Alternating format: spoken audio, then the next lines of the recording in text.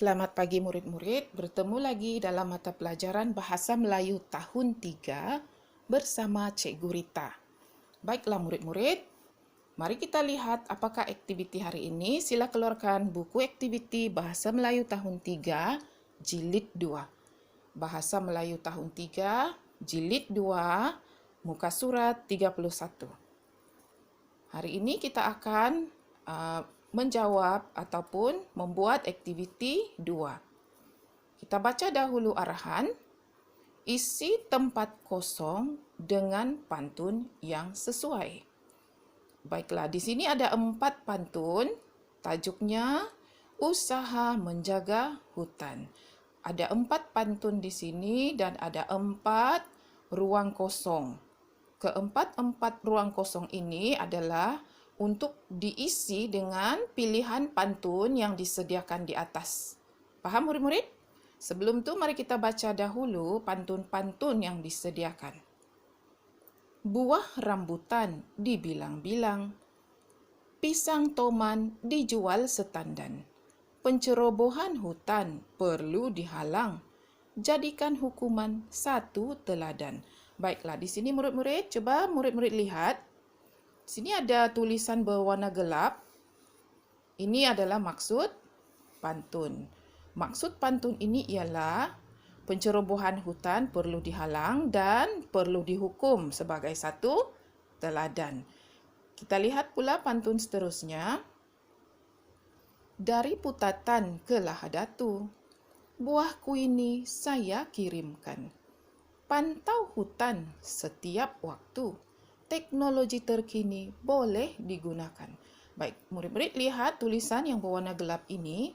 Ini adalah maksud pantun. Kita lihat apakah yang dinyatakan dalam maksud pantun. Hutan perlu dipantau setiap waktu. Boleh menggunakan teknologi terkini. Mari kita lihat pantun seterusnya. Ramai peladang mencari rotan. Di tepi titi, di rantau abang. Wujudkan ladang, kayu hutan, untuk mengganti pokok ditebang. Baik, kita lihat sekarang di sini ada tulisan berwarna gelap. Ini adalah maksud pantun.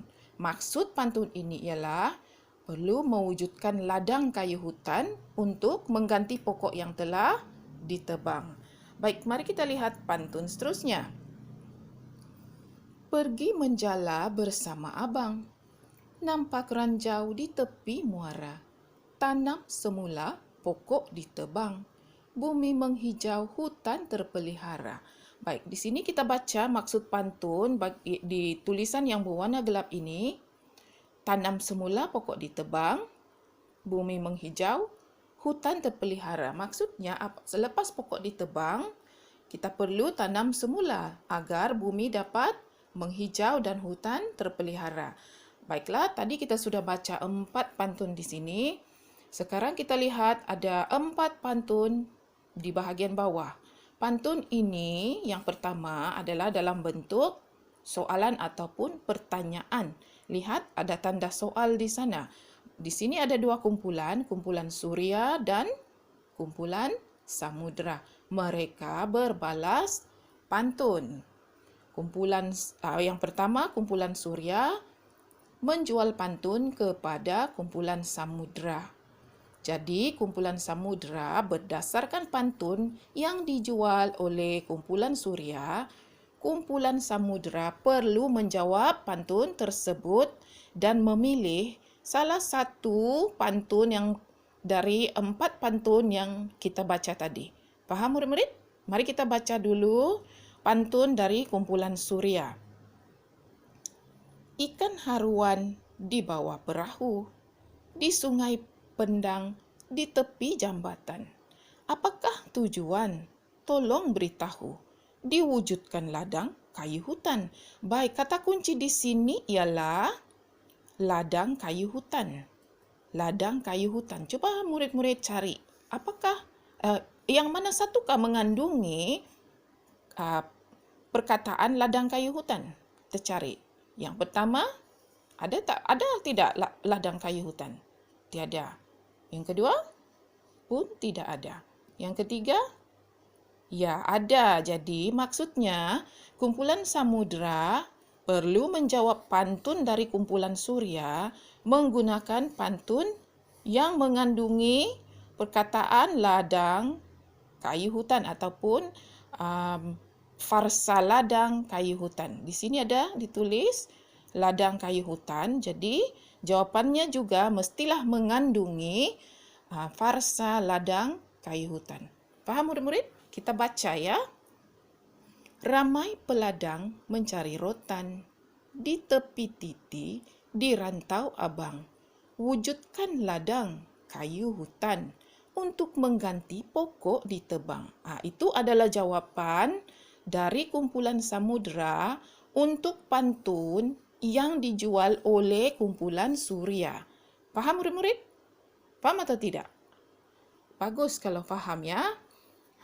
Jadi pantun pertama, untuk menjawab pantun pertama ini perlu melihat farsa yang ada di dalam soalan tersebut.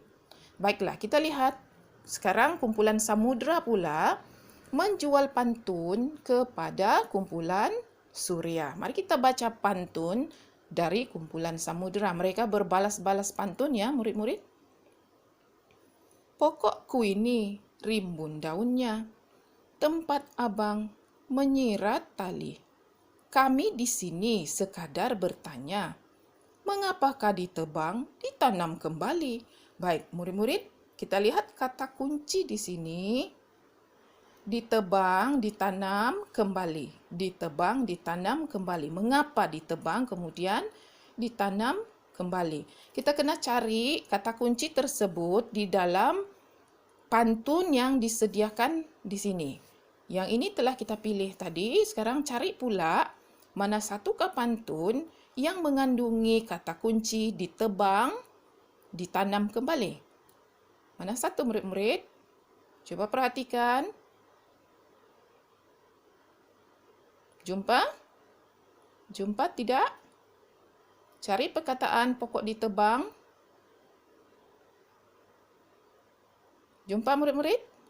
Bagus.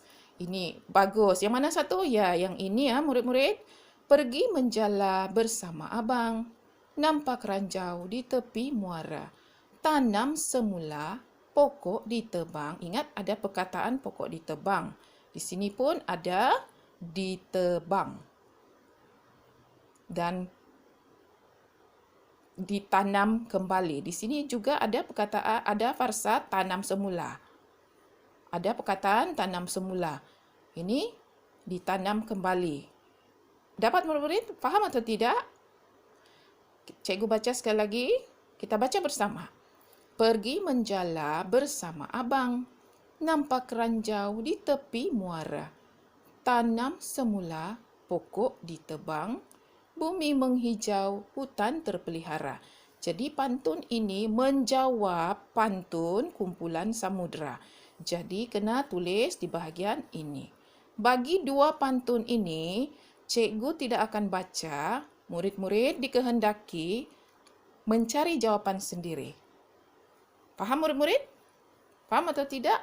Kenal pasti dahulu kata kunci daripada soalan ataupun pertanyaan dalam pantun dan dapatkan kata kunci tersebut di dalam pantun yang disediakan di atas. Kemudian, tuliskan jawapan pantun tersebut di ruangan yang disediakan. Faham murid-murid? Baiklah, apabila siap, sila ambil gambar dan hantar ke Google Classroom. Baiklah, itu saja untuk hari ini murid-murid. Selamat belajar.